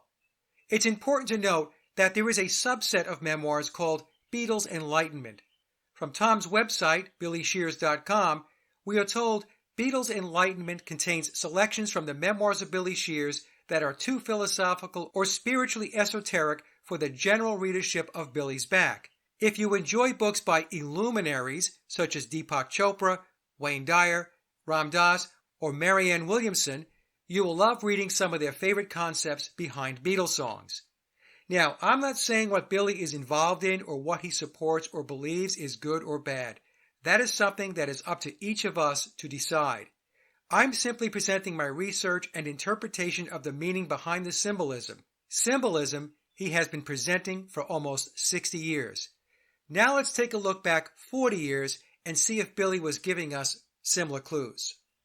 At first glance, Billy's McCartney II album from 1980 appears to be unassuming. However, as with all of his work, there is far more to see than meets the eye. To the left, I have the graphic from the previous slide as reference. To the right, we see Billy's McCartney II album cover along with some additional images and callouts to explain what is going on. The album cover by itself shows Billy between two shadows. He is again telling us he is one part Paul and one part William. Therefore, in a sense, he is split in two, as depicted by each volume of the two box sets. The shadows also denote the twin pillars of Masonry, with Billy in the center representing illumination. One pillar is Paul and the other is Billy, with the character of Paul McCartney representing the path to enlightenment. This spiritual concept is referred to as Paulism in the Memoirs of Billy Shears. Paulism is the concept where biological Paul is a graven Christ figure who died and was resurrected through Billy. People who idolize the Beatles and Billy as Paul McCartney are unknowingly adherents to the religion of Paulism. To the occultist, harnessing human consciousness and energy to manifest a desired outcome does not require willing participation. It only requires your focus and attention. That focus and attention comes in the form of worshiping or idolizing the Beatles by playing their songs, going to concerts, watching documentaries, reading books, buying merchandise, and believing the official or traditional Beatles story, which is mostly fiction. Paulism is a Luciferian cult. And as a side note, if you consider yourself a Paul is Dead researcher or follower, but believe the Beatles started organically and were prolific songwriting geniuses before being commandeered by evil forces, you are unwittingly in the Church of Paulism as well, as a result of continued worship, idolizing, or believing in, at least in part, to the official Beatles story. Now going back to the image on the right, we again see the 9 letters of McCartney along with the Roman numeral for 2. However, 2 also represents the master number of 11. 1 plus 1 equals 2. And the Roman numeral is also symbolic of the zodiac sign of Gemini. Gemini represents the twins, and thus we are back to the 2 shadows on the album cover, which when combined represents Billy's character of Paul McCartney. I should also note that Bio Paul was born on June 18, 1942, and he was a Gemini. Last but not least, the release date of McCartney II was May 16, 1980, which reduces to 3, which of course can be representative of 6, 9, 21, and 777. Now let's swing back to the website and take a look at the other tabs for possible clues. Okay, so the next tab over from the home page is titled The Lyrics, and again the website is memoirsofpaul.com, and I will leave a link in the description box below. So let's take a look at what the website says and see if we could pick up on any clues. The Lyrics, created with the talents of the poet Paul Muldoon, is the official memoirs of Paul McCartney. It presents 154 songs traditionally credited to Paul McCartney with the Beatles, Wings, and through the long solo McCartney career. The Lyrics 1956 to the present is the standard memoirs of Paul McCartney, which naturally excludes the forbidden information. So the first thing that caught my attention is the number 154, which reduces down to the number 10, which is the number of completion. And if I had to guess, what this is representing is that Billy is wrapping things up. The other wording that caught my attention is 154 songs traditionally credited to Paul McCartney. It doesn't say 154 songs written by Paul McCartney.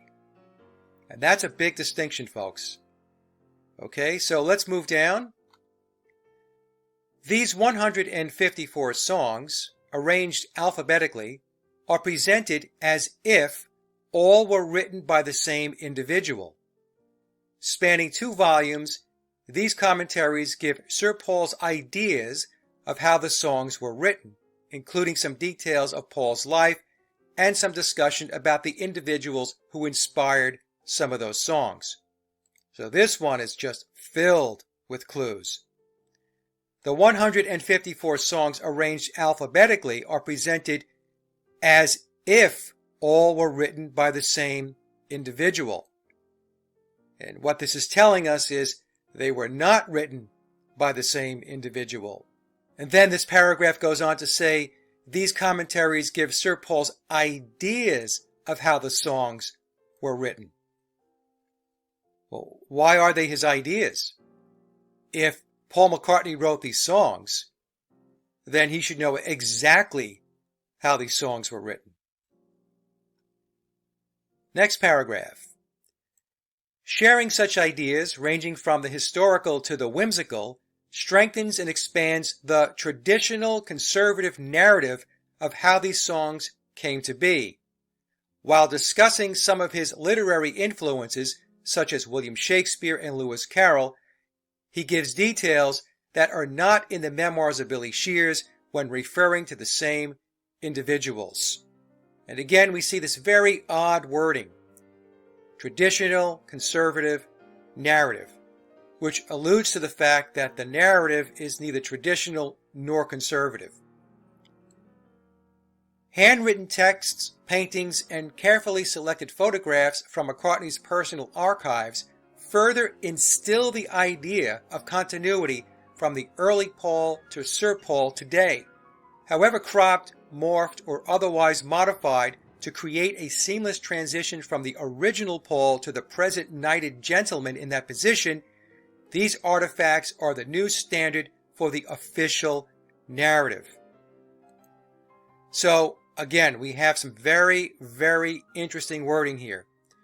So, we're being told that we have carefully selected photographs from McCartney's personal archives that will further instill the idea of continuity from the early Paul to Sir Paul today. And what this is telling me is that there is a break in continuity, meaning we have biological Paul and we have Billy. And then the paragraph goes on to tell us that photographs and images have been cropped, morphed, and modified. This is something that I have been telling my audience from the very beginning, that they have been doctoring photographs and images from the start. And then it tells us this was done to create a seamless transition from the original Paul to the present knighted gentleman in that position. It can't be any more clear than that, folks. The original Paul to the present knighted gentleman in that position. The lyrics spanning 64 years, 6 plus 4 is 10, so we have the number of completion again, shall be Paul's definitive literary and visual record. It is the new authority on what current and future generations are to believe about Paul McCartney. With the help of these official memoirs of Paul McCartney, the charming lad from Liverpool will be long remembered as one of the greatest songwriters of all time. And if we take a look at the right side of the website, we have some images. Of course, here's the box set of the lyrics. And then we have this image of the lads. This appears to be a hybrid Paul McCartney. You can take a look at the chin, how it is elongated, as well as the entire picture being enhanced. We also have a version of John Lennon without the pinched, pointy nose. The next image is one that I believe I put up on my community tab on my Paul is Dead channel, and we can see that we have the exact same backdrop, and we have the exact same suits, ties, fingers. The only thing different is the heads. So here's biological Paul, and here is Billy. So that obviously was done to point out that there are two people, at least two people, playing the role. What I've always noticed about this image is the shininess of Billy's face, and it is Billy. You can take a look at the nose. That's his nose. And I believe the smoothness and the shininess is because of latex. That's been my take on that image. And down below we have another picture of the lads, and this does appear to be biological Paul. One of the facial features that distinguishes biological Paul from Billy is the ears. Paul had attached earlobes, and his ears stuck out, and Billy's ears are unattached, and his ears sit closer to his head. Okay, so with that, let's move to the next tab now, which is titled Billy Shears. Okay, so this tab starts with the Memoirs of Billy Shears is the tell-all memoirs of Paul McCartney. It was created with the talents of poet and coder Thomas E.U. Harriott and has a foreword by Gregory Paul Martin, the son of fifth Beatle George Martin. So this is interesting because earlier in the presentation, I took you through the controversy involving Gregory, and here we have the website openly promoting the fact that Gregory wrote the foreword to the Memoirs of Billy Shears. The website goes on to say, the Memoirs of Billy Shears is packed with historically significant disclosure about the Beatles and about the elites who placed the band on the world stage to launch their global agendas. Many of these historical facts had been hidden from the 60s until this book.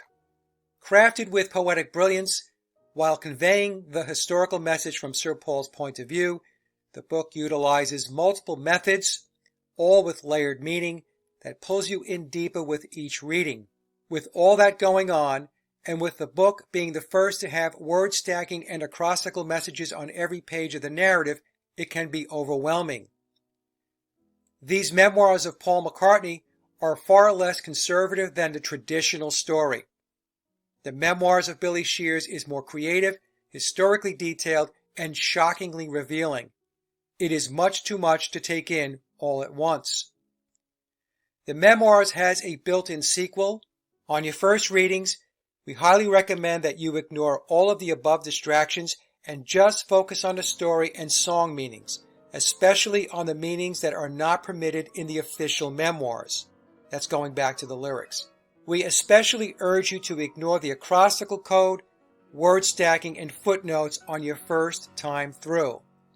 After you have a good handle on the entire narrative, read it again with the word stacking and the acrostic. Finally, but not before your third reading, include the footnotes.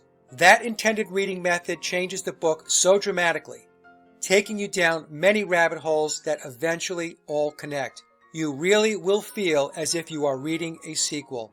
The book transforms itself as it initiates the reader. So there's a lot of information here, much of which I have been presenting and breaking down over the last, it's almost 5 years now.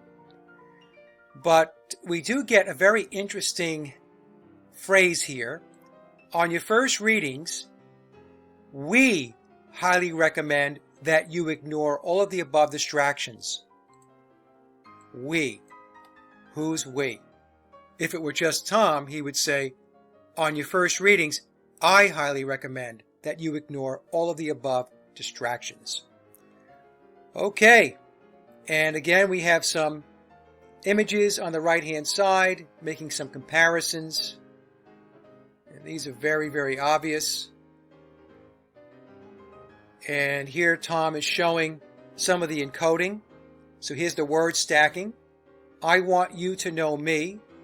Paul McCartney is not who I am. Paul died in 1966. I am William. Now you can call me Billy Shears. The acrostic is a vertical code. And there is a separate book that just calls out the acrostic code. So you don't have to sit there with a pencil and a piece of paper and write it all out. Okay, so let's go to the last tab now. And that's titled Free Audio. And it starts by saying, honoring the legacy of fifth Beatle Sir George Martin, his son Gregory Paul Martin recorded the unofficial tell-all memoirs of Paul McCartney, the Memoirs of Billy Shears. To record this historically significant book, Gregory used the recording equipment that his father, George Martin, had used with the Beatles at Abbey Road Studios. That equipment is now located at the prestigious British Grove Studios.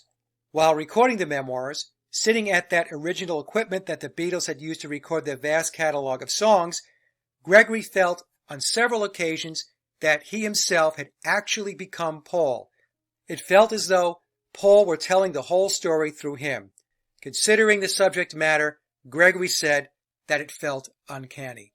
So again, this is very interesting, right? Going back to the controversy and Gregory distancing himself from the book with the Facebook post. And here we have a tab which is promoting his participation. So maybe what I said earlier, that controversy sells books, was exactly what was going on. Okay? So I'm going to conclude with my final thoughts. It should be very obvious now to anyone with a clear and open mind that Billy is continuing his disclosure process. As many of you know, I was a die-hard Beatle fanatic, and then all of that changed when I read the original version of Memoirs and started to investigate the claims made in the book. And as time went on, and after decoding the layers within Memoirs, it became obvious to me the book was indeed telling the truth, both about the replacement of Paul McCartney and the true nature of what the Beatles really were, a band manufactured by Tavistock with the objective to social engineer our culture and society in order to usher in a one-world governance.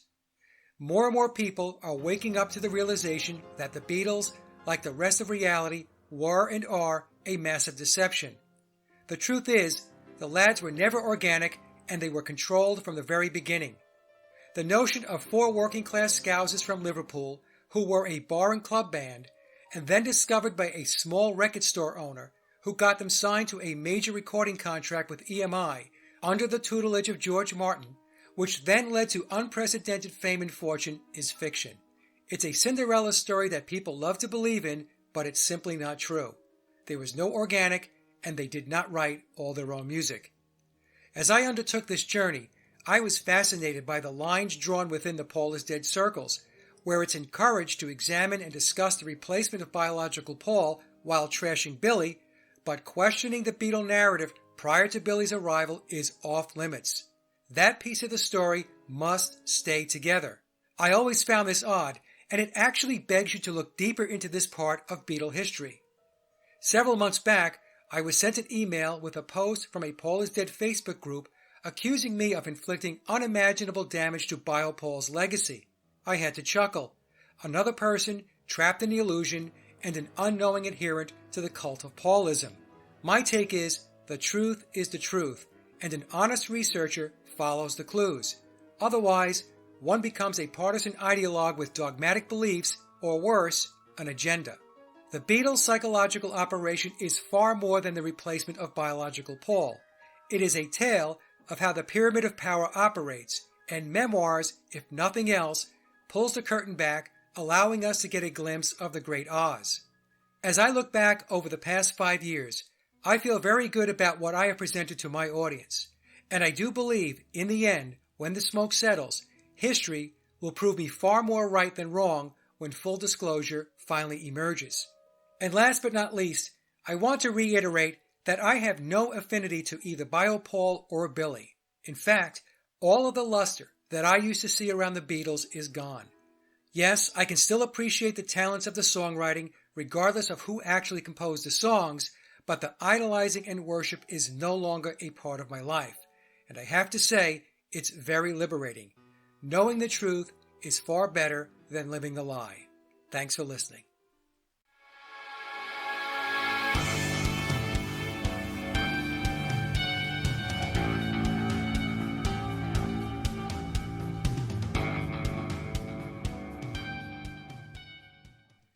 Hey friends, it's Mike. It is April 7th, 2021. And before I get started, if you are new to the McCartney and Beatles conspiracy and are lost as to what I'm presenting, there is a link in the description box below for a video I put together titled The Essentials of Paul is Dead. The video combines two of my presentations along with a roundtable discussion on the conspiracy. Watch that first, along with my presentation on whether the Beatles wrote all their own music. That link is down below as well. The total watch time for both videos is around 8.5 hours, but I promise you, you will be up to speed once you take a look. Okay, and now on to business. This is a follow-up to my last video titled The Memoirs of Paul McCartney, Disclosure Moves Forward. Tom did confirm he is managing the Memoirs of Paul McCartney website, which can be found at memoirsofpaul.com. And in the email exchange, I said, with the number 10 appearing, that it seems to me that Billy is wrapping things up, and Tom responded with, I agree with you that William is wrapping things up. From how I interpret page 13 of Memoirs, I would expect to see more of that for the next 2 years. So Tom's response is pointing me to the date of February 21st, 2023. I have discussed this date before and explained that I thought it's possible the date represents when Billy is free of his obligations to play the role of Paul McCartney, meaning he can retire and ride into the sunset.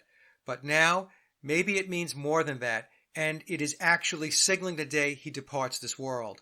When I decoded McCartney III, there were occulted clues which told me his runway is short. And then with the new website, the Memoirs of Paul McCartney, promoting both his new box set along with memoirs, basically combined marketing, we see the number 10 emerging again. The date of February 21st, 2023 does present some interesting numbers when I calculated the number of days between Billy's date of birth, which I believe to be September 9th, 1937, and February 21st, 2023. Now, I did an exercise like this in my Decoding McCartney III video based on what I saw as possible clues that Billy embedded with that album. So let's run that portion of the video again, and then we will look into page 13 of Memoirs and the date of February 21st, 2023. I also noticed the sky and cloud symbolism on the back cover is very similar to Lennon's Imagine album, which was released in 1971. Within 9 years of releasing Imagine, John Lennon departed. This got me thinking, is the sky and cloud symbolism a clue as to how much time Billy has left in the physical world? Let's play with some numbers and see what we find. Imagine was released on October 11th, 1971. I should note that October 11th was the same day the Beatles began the Rubber Soul sessions. The date is important because it represents triple ones as well as the number 3. Now, set aside whether you believe Lennon actually died or not. From the standpoint of the occultist, a symbolic death and an actual death serve the same purpose as it depicts endings and subsequent rebirth. I should also point out that December 8th, 1980, the day of Lennon's death, reduces to 9/11. We get this by taking December, or 12, which is 1 plus 2, and sums to 3, and then adding the 3 to the day, which is 8, and we get 11. And then, when we add the numbers in the year 1980, we get 18, or 1 plus 8, which totals to 9. So Lennon's death was an encoded 9/11 event. I began to wonder if the 3,347 days from the release of Imagine to Lennon's death could have any occult significance or hidden meaning. So I took a look. Thinking it might be possible that the sky and cloud imagery could be a countdown, I added 3,347 days to the release of McCartney III, which takes us out to February 16, 2030, which is a little over 9 years into the future. For those of us who keep a pulse on the controllers and their agenda, we know the year 2030 is a very important date to the elites with regard to their overall deliverables and as an Agenda 21 checkpoint. I then calculated the time between Billy's date of birth, which I have theorized is September 9th, 1937, a date that also regroups to 9/11, and the date of February 16th, 2030. And the result is intriguing. If we round the numbers, we get 33,000 days between Billy's date of birth and February 16th, 2030. This time frame can also be calculated as 92 years or 1,109 months. Since rounding is very common when we discuss age, I found it interesting that the calculations resulted in the numbers 33, 11, and 9/11. Now, this is not a prediction. It's a what-if exercise I decided to run based on the sky and cloud symbolism on the back of Billy's album and the cover of Lennon's Imagine. I'm thinking there might be a correlation since nothing the controllers do is left to chance and everything they do is based in the occult. When folks have asked me my thoughts on when I think Billy might depart this world, I lean toward 90 because of his fixation on the number 9, but 92, which reduces to 11, works just as well. Okay, so that what-if scenario from my Decoding McCartney III presentation projects out to February 16th, 2030, and has Billy theoretically passing at 92 years of age. And of course, 9 plus 2 equals 11. But now let's read the first 2 paragraphs from page 13 of the second edition of Memoirs and see what it says. Almost everything about me taking Paul's place was made possible because of the series of dreams that Paul had, showing his death and me replacing him, and my own dreams of Paul showing me how. First, let me, William Shepard, or Billy Shears, tell you of a more recent dream. I want it told before I die so that you will know I knew. After discussing my undertakings in his name, Paul said, "You will be released on the 21st of February, 2014. I asked for a 9-year extension for more tours. Since I needed to see my Utah base in Coda one last time, a tour would include it. Until I am done, this book will be distributed on a level that will keep it down. We will keep it underground until I am." Note in the last sentence, Tom wrote the word will with a capital W. Is this a nod to Crowley and do as thou wilt? Something to ponder. So the original date of when Billy was to be released, whatever released means, was February 21st, 2014. I thought release was when his commitment to play the part of Paul McCartney would end and he could retire. I was not leaning toward a date of when he would pass. By the way, If Billy had passed on February 21st, 2014, he would have been 76 years and 5 months. 7 plus 6 plus 5 equals 18, and 1 plus 8 equals 9. So it just continues to be very weird. I bolded out the 2 sentences where we get the date of February 21st, 2023. The original release date, per Memoirs, was February 21st, 2014, and then he asked for a 9-year extension. And yes, he is telling us he is getting this information from the great beyond. I will leave it to each of you to decide whether you believe in communications with the other side. What is relevant is the 9-year extension he tells us he received, which takes us out to February 21st, 2023. And as I will show you, the numbers continue to roll along. But first, I want to call out the word stacking. These are the words bolded out in red and blue. It says, everything was made possible because Paul had me, William Shepard. I knew Paul. I am that I am. What Billy is telling us is that Paul McCartney, as I explained in a number of my videos, is a graven Christ figure who died and was resurrected through Billy.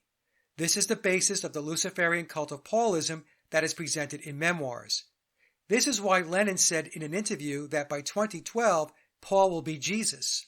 There are occultists and astrologers who believe the age of Aquarius began on December 21st, 2012, and the Aquarian age represents the rise of the Phoenix or Lucifer.